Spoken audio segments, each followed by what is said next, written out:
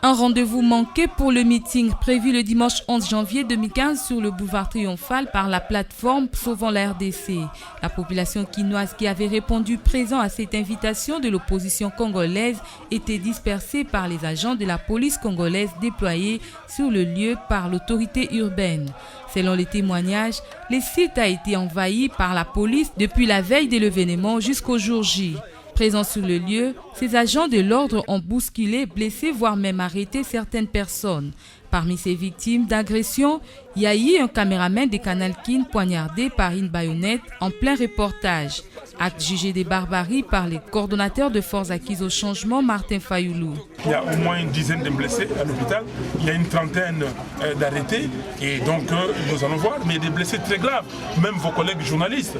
Ils ont mis la baïonnette sur eux, vous pouvez vous rendre compte. Mais l'acte, c'est barbare. C'est la barbarie. Et c'est ce qui s'est passé à Paris dans les sièges de Charlie Hebdo. Ce n'est pas loin de là.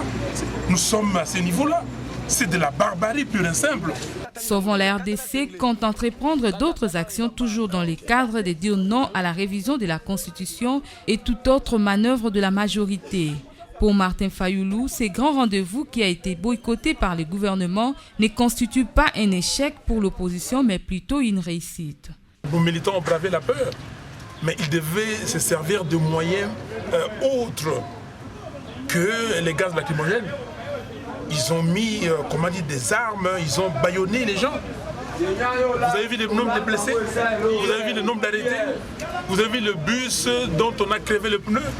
Donc pour nous, notre manifestation, c'était un franc succès. Donc nous, on s'attendait à plus de 30 000 personnes et nous avons réussi.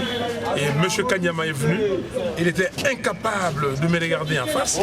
Ces militaires, ces policiers ont demandé qu'on déguerpisse, on n'a pas voulu. Et aujourd'hui, nous disons simplement que le peuple congolais ne peut plus reculer. La plateforme Sauvons la RDC s'est dit déterminée dans la poursuite de sa lutte jusqu'au bout.